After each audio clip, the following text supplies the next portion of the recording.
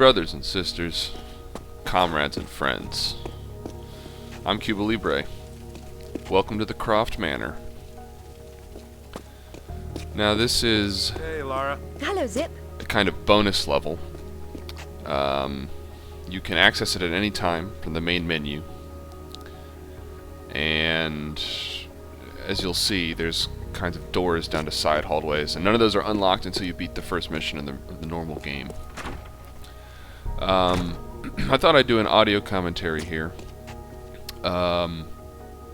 since the main game is over, and I wanted to talk a little bit about the game as a whole, and also why this sort of bonus exploratory level is easily the best level in the whole game.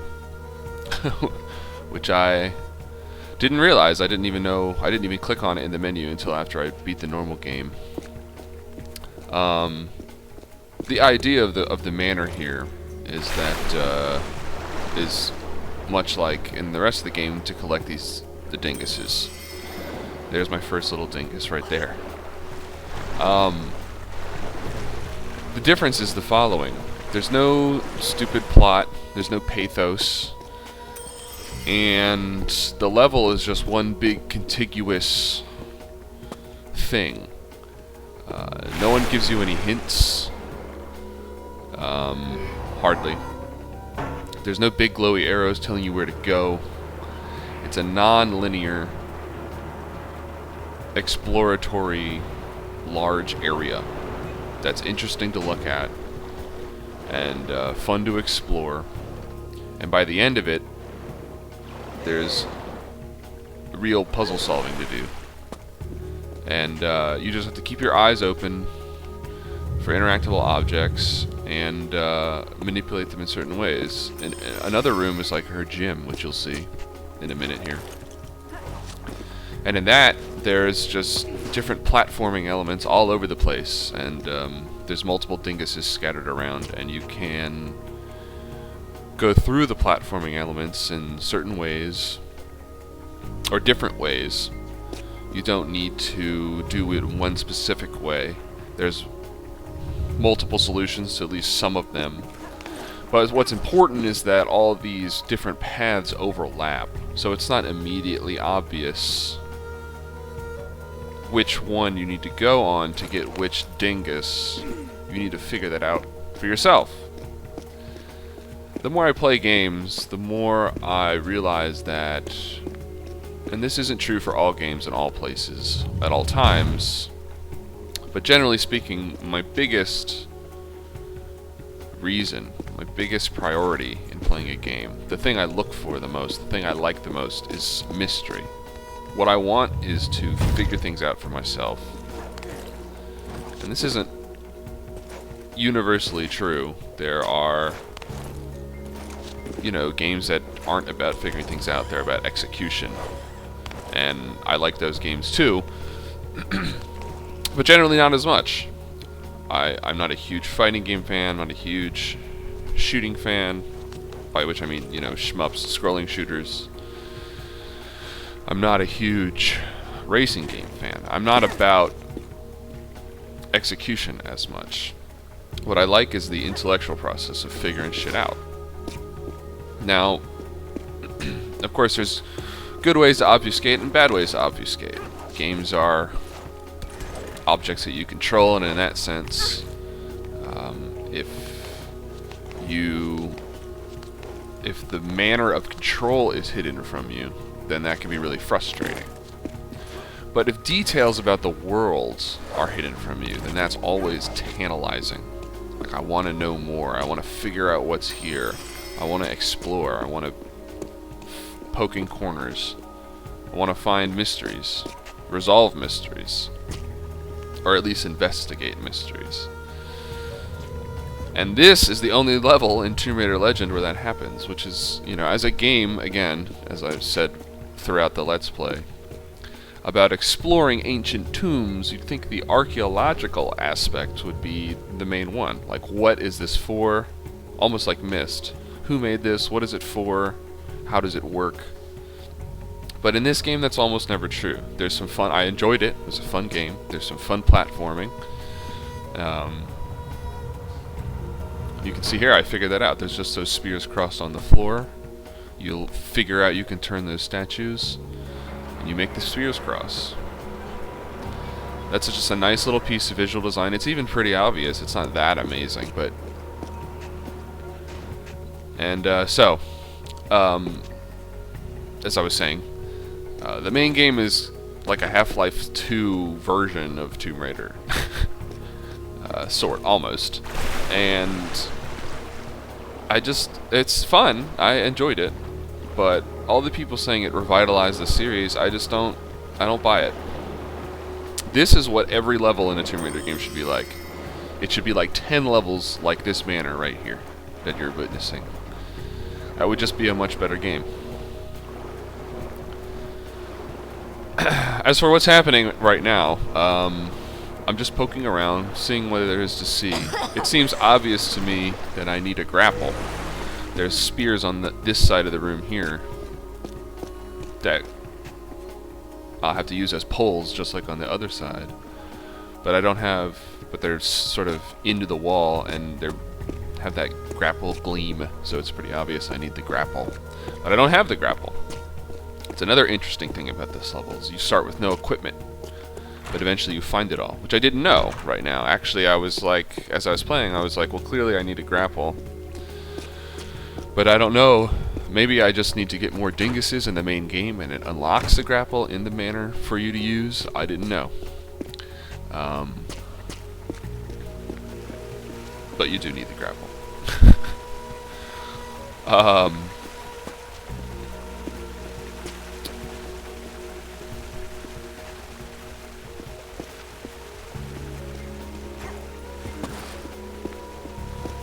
So here's that gym I was talking about. Here's the bad controls. Anyways, and as you can see, there's just shit everywhere. Get that first, why not, right? Now, as it happens, I figure out later, you're not supposed to, I don't think you're exactly supposed to be able to do that. The piece of rock it's on is too high to climb up to from the water, so you can't just dive in and jump up to it. But, there's definitely a way to climb around the walls, which I find, to drop down on top of that. But, instead you just jump across and barely make it. So, again, but that's cool. I mean, I like that. There's an intended way to get there, but you can use the physics, which is one of the interesting parts about this game that separates it from, like, Tomb Raider, the PS1 Tomb Raiders, that it has actual physics that can really alter the environment. They're not all purely scripted. But, so you can kind of abuse the length of her jump to get over there. And that was just some bullshit. Because it leads me to believe you can't grab onto that green stuff, even though obviously it looks like it's like a rock climbing wall, it looks like a little ladder. You obviously can climb on it, which I discovered later. But right now I'm just trying out all my options. There's a few ways to start, and then once you get up, there are a few different ways to go. And I just want to see where they all lead. Imagine I'm actually exploring the environment. It's crazy, I know. At this point I'm like, alright, clearly you can grab onto the green stuff. Yes, clearly. So obviously I don't know, something went wrong.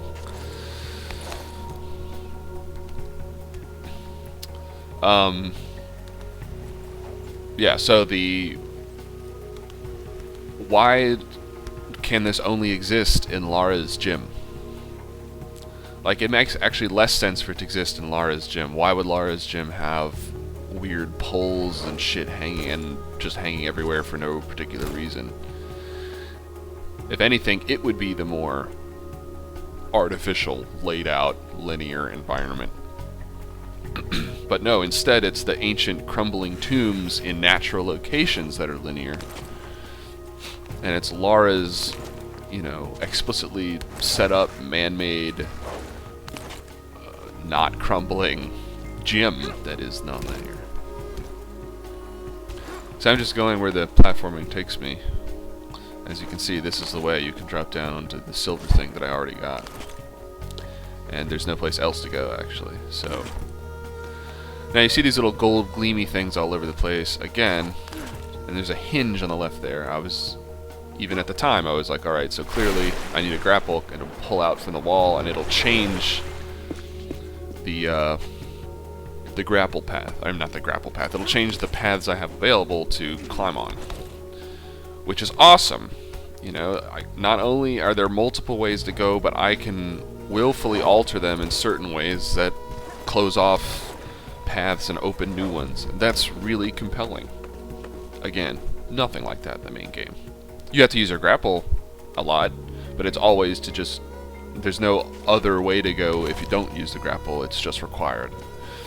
You know, in the main game, if there is a grapple thing, you have to use it. It's like Mario Galaxy or something. It's more about knowing what you can do and less what you should do. I guess that's another way to put the mystery thing. I don't want the game to present me with a bunch of abilities. Represent in the world with particular markers when each of those abilities should be used, and then be designed such that every time I see the marker, I know I need to use the ability. It's just recognizing what you can do, and then doing it every time. What I want is for the game, for me to have to figure out what I should do. I want there to be red herrings, dead ends, things that I can do that don't help me. Then I have to choose among the available things to do in order to achieve my goals. Now, it looks like I should obviously be able to grab onto that pole, but I can't for some reason. It's annoying. At any rate, what this kind of level design does, and here in the manor, is show me things that... many things that I can do, and amongst which only some things that I should do. That's what's so compelling about it. There are a few bigger rooms in the main game where it seems like this is the case, or where it is the case to a more minor degree, but nothing is this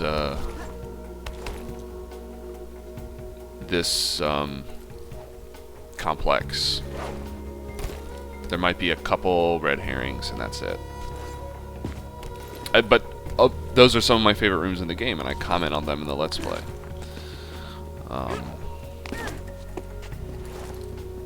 Now, there are problems. I mean, there are difficulties, sure. It's not easy. I'm not saying game designers are just lazy for not doing this. But, you know, I do expect them to work. I want it to be good. I've just cut out here. I've done this a few times. Cut out me wandering around unfruitfully.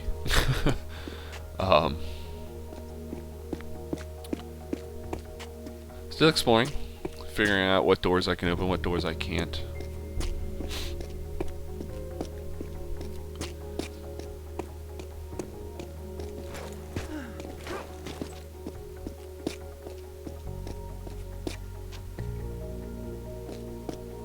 So, I decide to head upstairs.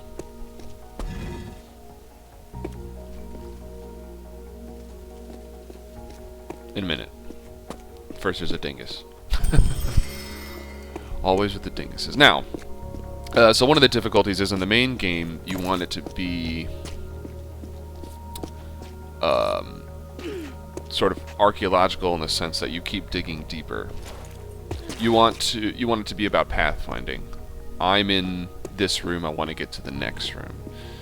Now, this is sort of easier because it's just about picking up dinguses. These panels are very suspicious. There's the panel just like that in between the two spear women that opened when I put them in the right configuration. I figured that is the same design, and those have to be interactable at some point, so you'll probably see me go back to them a few times trying to figure out. Eventually I do figure it out, but that's not until later. And here we go. There's a mechanism here. And voila, her pistols. So this is when I realized, oh, you actually find your equipment in the manor.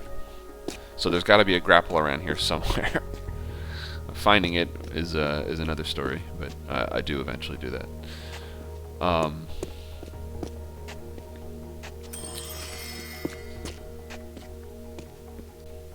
So yes, dinguses. It's easier to design these kind of overlapping paths. Red herrings.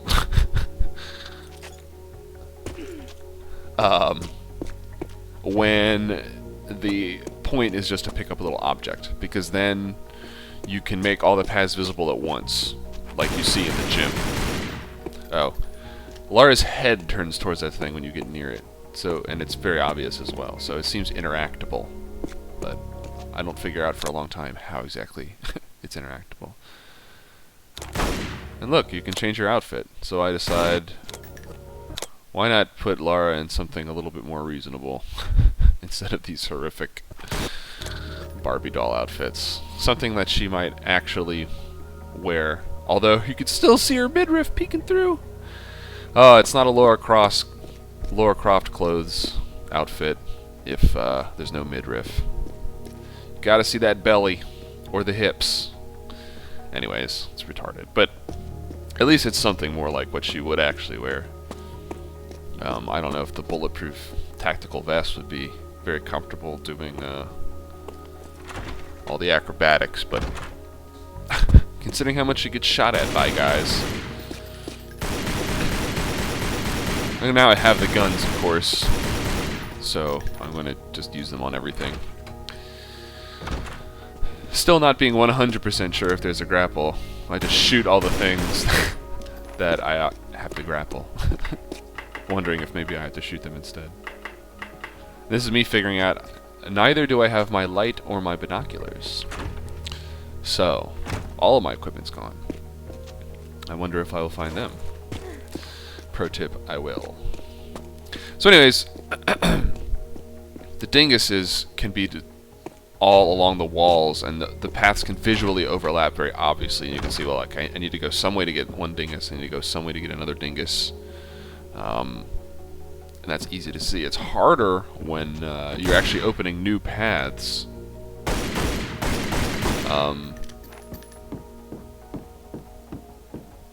Because just for practical purposes, you can't see them all at once. There's my light. You're not going outside, are you? Not when there are still so many interesting dark places inside. I decide, hey, can I shoot these guys? The answer is, of course, no. Just bounces off him like he's made of stone. Although, in my opinion, that's the elegant solution anyway. Or at least, or even better would be to not allow her to shoot at all. It would be stupid if you could, in a game like this, if you could just kill the guys just because you can. Kind of freedom versus liberty thing. Lara would never shoot them, so it'd be stupid to allow you, the player, to make Lara shoot them. Anyways. And you see these books in the bookcases, they're extremely obvious, but I can't do anything. The interact button doesn't work. I have guns. The guns aren't working. I just got a light, so I decide to shine the light on them. I figure it's in the same room, maybe that's a hint, but no.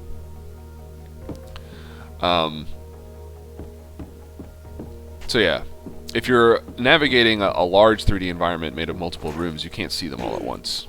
So if there's multiple paths to get there, it's harder to signify to the player what exactly they're supposed to be doing. I suppose there's no point in my offering to help you get what you need in a less calamitous manner. I didn't hear you offer in any manner at all, much less a calamitous one, but thanks all the same. Only as it needs to be. So it would be difficult to design interesting environments that have multiple paths. And overlapping ones with some red herrings. But I would say the original Tomb Raider did this very well.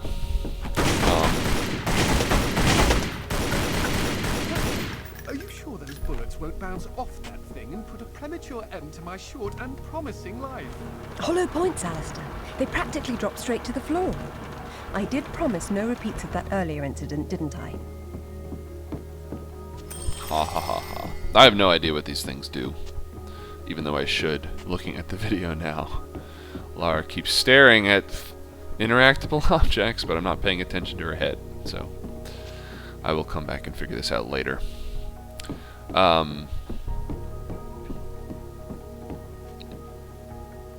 But yes, the original Tomb Raider did this quite well. Ultimately, there was only one way to go. Well, there were some hub-type areas where you need to complete like 3 or 4 puzzles, and you could do them in whatever order you liked. But aside from that, there was just lots of red herrings, and there were multiple paths, multiple ways to get to the one way you ultimately needed to go. It was a much more interesting game. All kinds of cliffs, like, you know, natural environment was like a natural environment. There were lots of cliffs you could climb around on that didn't go anywhere in particular. It was just much more compelling in that way, and that's one of the reasons Tomb Raider 1 is still the best one. Tomb Raider 2 is probably the second best one, and it is worse for all the reasons that Legend is worse. There's more emphasis on combat, which is never really the game's strength. Stalking another ex-girlfriend, are you? I prefer to think of myself as a guardian angel. That's really creepy. And I noticed the big green blinking light, and I say, hey, a big green blinking light, and would you look at that? The grapple. So suddenly, many more paths are open to me, and I'm going to go explore them. Post haste.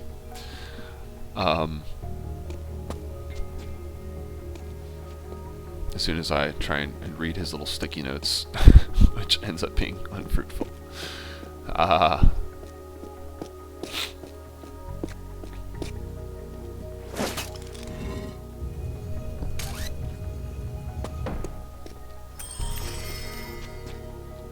So yeah, Tomb Raider 2.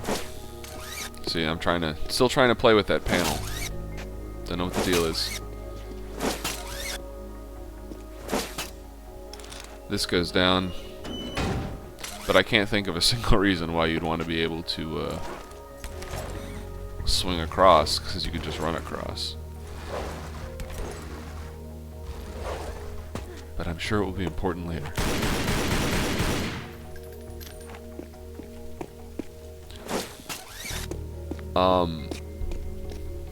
It had more combat and against shooting enemies, which is the problem. I say this briefly in my Let's Play.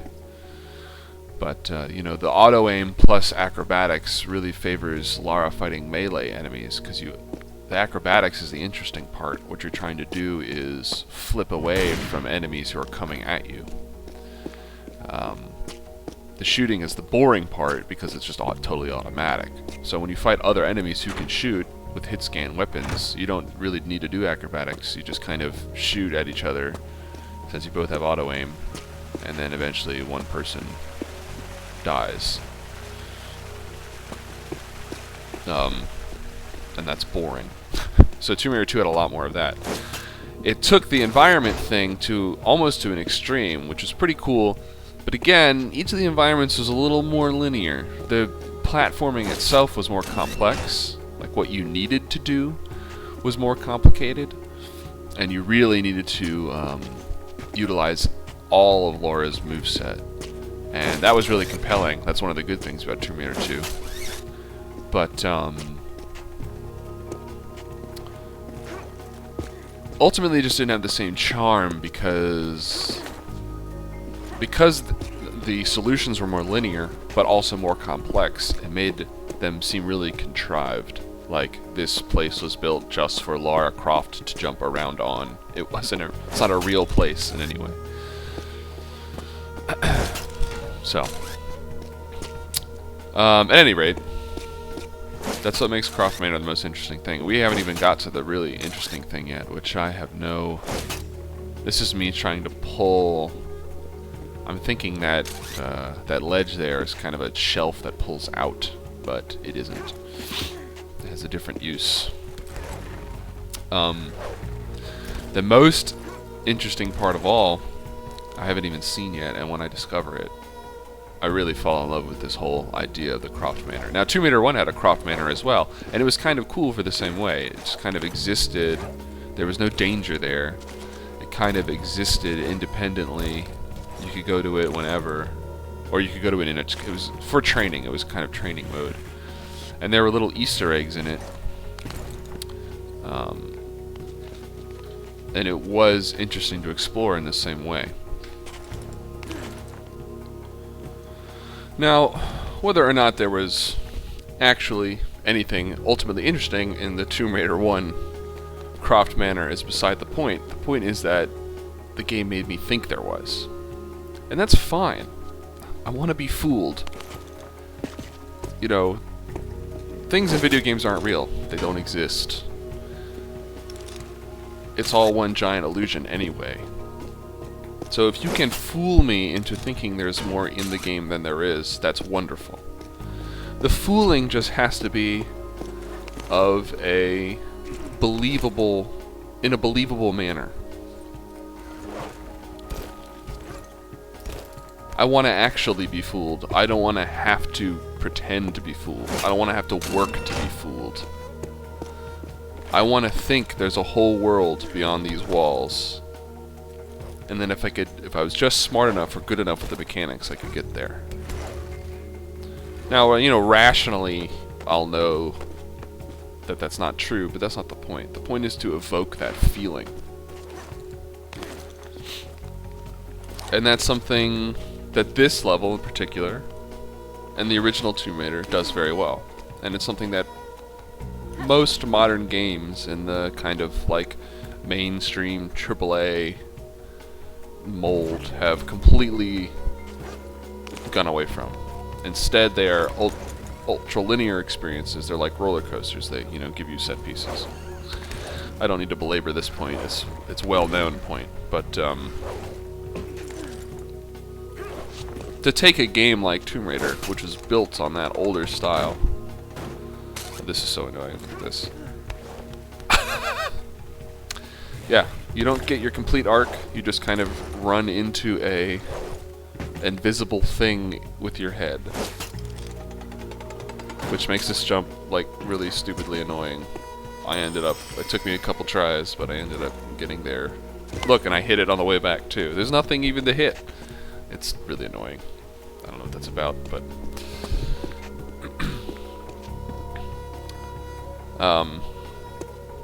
another thing is that an environment like this encourages you to play with Lara's moveset. Lara's moveset's really fun. That's one of the cool things about Tomb Raider.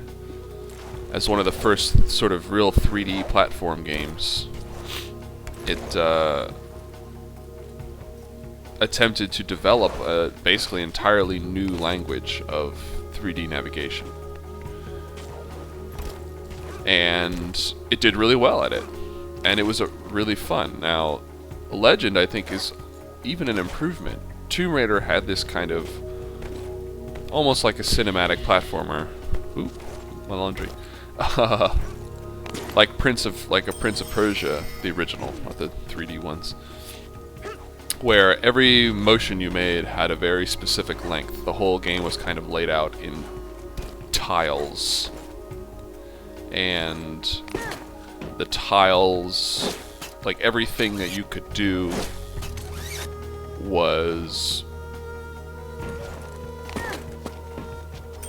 like laid out in the number of tiles. So when there was a walk move, and the whole point of that move was to get exactly to the end of a tile. So then your running jump would go X number of tiles, and your standing jump would go X number of tiles, and so forth. So it was a much it kind of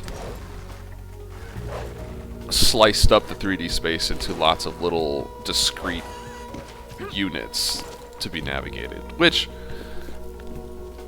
in a modern sense is kind of limiting, but it worked really well. And it allowed you, it put you in this mode of thinking in terms of the tiles, which allowed you to sort of look at a naturalistic looking environment and sort of decode it into, you know, tile language, and you could see instantly like where you could navigate in the environment. But Legend, I think, is even more interesting, control-wise, it's, you know, there's true 3D controls. You can run in 180 degrees. There is just a standard length to the jump. You can jump from any point on the tile you're on. It's not like you jump only from the very edge and get the same length every time. And that it's more granular, and that that comes in with the physics as well. The physics are more granular. This is weird. It like won't let me get up anywhere. It's like one specific little place where I can. Ugh. Yeah.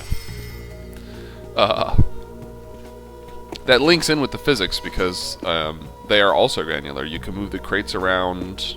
You know, you can rotate them at any angle you want. Push them 1 inch forward, 1 foot forward, whatever. And that makes the game really interesting. There's a really interesting core here with the controls, the physics, the different acrobatic moves they give Lara, the way she can navigate, but they just don't really use them to their full potential. They try. There's interesting ideas. They do some things with the weight. You know, there's like that seesaw thing. There's the scale puzzle. It was a stupid missed jump. Not even my fault. Yeah, one problem with the granularity, of course, is that sometimes shit just doesn't work the way it's supposed to, and it's kind of frustrating, but it's something I'm willing to deal with for the advantages of it. But at any rate, so that's it for the gym. That's every dingus, I think. It turns out by the end that I have missed one silver dingus somewhere, and I don't have any clue where it was. I don't care. But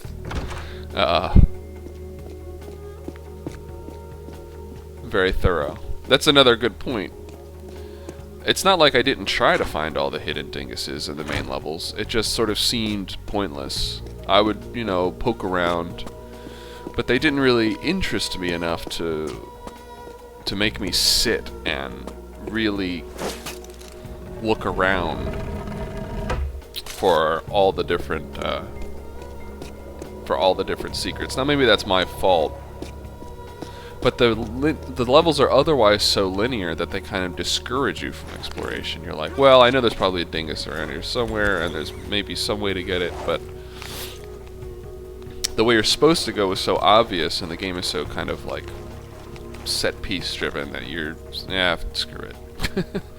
But when you give the player a large, interesting environment like the manor here, you get motivated.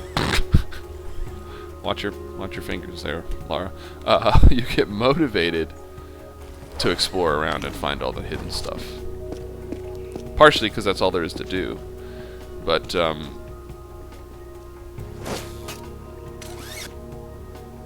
yeah, that's not an accident.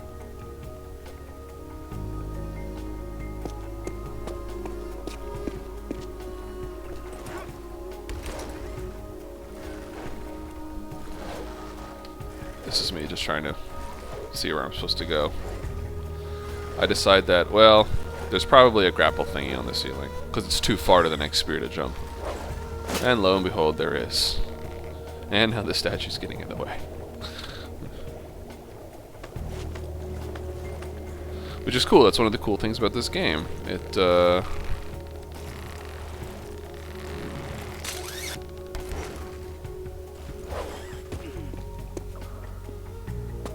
you know, that I'm actually physically swinging. It's not a scripted event, so if there's an object in the way that I put there, I will stop myself.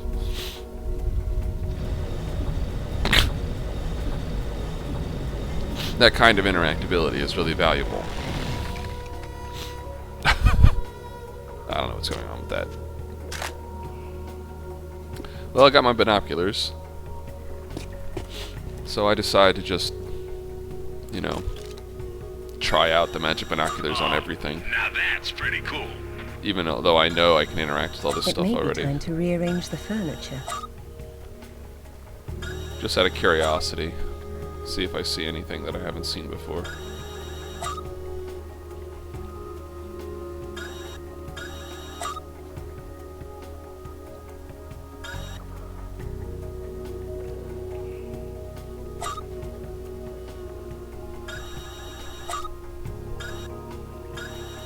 You could move that.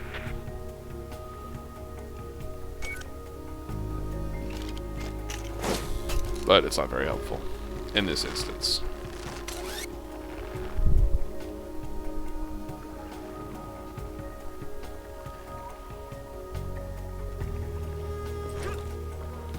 Nope.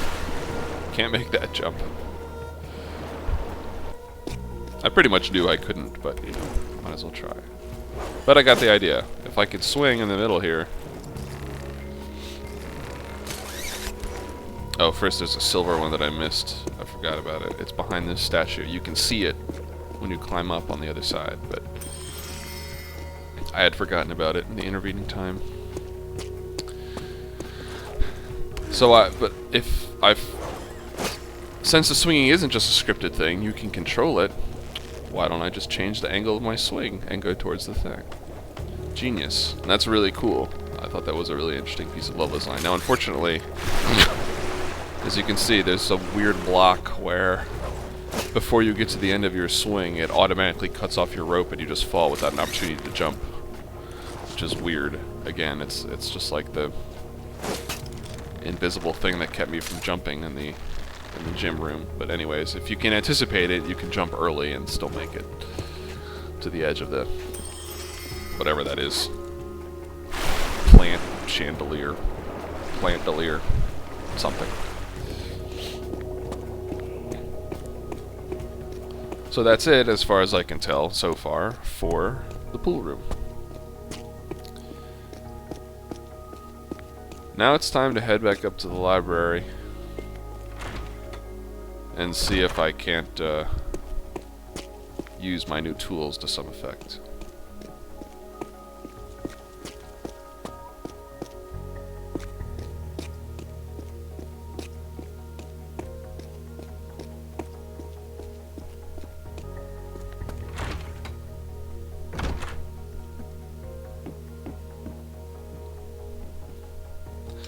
Now here, one of the few times that when I play in this game, see, I'm trying to look at the books where the binoculars actually are useful. A mechanism. Now that opens, but how? Probably something to do with the books, I assume. But again, the books don't seem to be interactable. That's a mechanism. But what I do see is those little plates glowing. I'm like, oh wow. What a remarkable contraption. Now it becomes obvious there's two of them. I need to put things on the plates, the pressure plates. Now, yeah, I just missed them before because I don't know why. Sometimes you just miss stuff, I guess. But now it's clear what I must do. Your enthusiasm truly inspires me, Lara. Don't be sarcastic, Alistair. It's dishonest. I fucking hate the fucking rotation pushing controls. They're so... If you're just watching the video, you don't get it. But they feel so weird, and it's so hard to get the angle that you want. Ugh.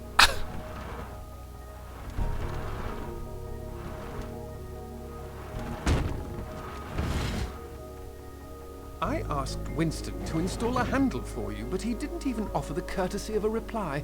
He probably thought it was a rhetorical question. I would have. Now we finally realize why the light is in this room, because the secret door opens to a dark place.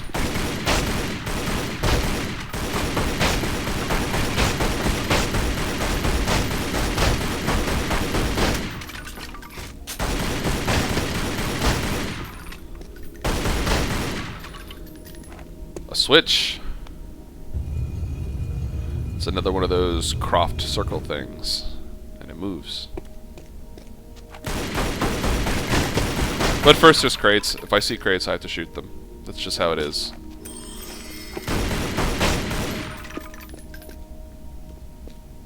Let's see what this is. Above the waters, twin sisters turn their backs, one upon the other, to leave their umbrages unguarded. Lovely. Now, all of a sudden, this level easily becomes my favorite level. I'm like, oh my god, I found a secret area with a secret switch that opened a panel with a riddle on it. And now you can see what that does. It's the way. It's a secret tunnel between the library and Lara's bedroom. Suddenly I'm enthralled. Of course I know what I have to do. The two sisters above the water face away from each other. But it's just amazing to me. It's almost a detective game now. It's like Myst or something, and it's just so much more interesting. Oops, wrong way. Yeah, I just fell in love with this level when I saw that. I had no idea it was coming, that there would be some kind of a, look at that, reusing an old solution to Within a new, the Hall of Knowledge, tomes more of hidden cerulean, solution. Topaz, viridian and crimson in turn reveal their arcanum. Splendid. So that's blue, yellow, green, red, and suddenly, so now I know, oh, those are the books in the Hall of Knowledge. So, we head back to the library, and now the books are magically interactable. Now that is kind of a problem. Like, they should always be interactable, and you should only need the clue if... I mean, the clue should help you solve the puzzle, but you should be able to stumble onto it, I think, ideally. But now I'm a detective. I'm solving a hidden problem that ranges across the whole manor, and it uses my knowledge of the manor, which I have gained by getting finding the lesser dinguses and looking at everything, in order to solve a large overarching puzzle. And it's so cool. It's not even that complex. Above the hearth, revealed visage and countenance touched in haste, raise up the steward. Oh, fun. It's not even that complex, but it's so much more interesting and mysterious and profound than anything else in the game. The whole damn game should just be like this. It would have been amazing. But alas, all we have is the manor. So, countenance and visage above the hearth seems to me to describe the painting of Lara's parents above the hearth. So I just try everything I can think of. Every tool I have. Maybe it means the tiger faces. You know, countenance and visage both being sort of synonyms for face, if you don't know what that means. Faces. So I try and grapple it. Grappling doesn't work. I try and climb around up there. That doesn't work. Well, I futz around for quite a long time trying to figure out what it means. But as I'm looking around, I suddenly look up and see in the corners that those Croft panels have now become the tongue switch type panels. So it's a little disingenuous. They're not really above the hearth. And suddenly I realize what this is for. I know just because these poles exist that it's timed. You have to, hit one and then hit the other risen quickly. Athena turns to face the sun, whose burden then reveals her golden laurel. Almost there. Burden reveals golden laurel. That's my gold dingus. So anyways, I knew it had to be timed because otherwise there'd be no reason to have to swing across. You could just run around the other side. But that would otherwise be too close. So again, faces the sun. There's a big window. It's not that complicated, but it's just so much more interesting than running around scripted events and shooting PMCs.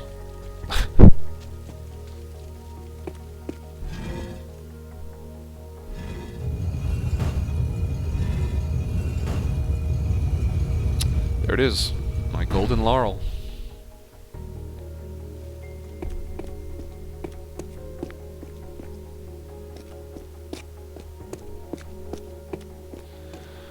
So I'm still missing one silver dingus. But I think I pretty thoroughly searched this place, and I had a lot of fun doing it.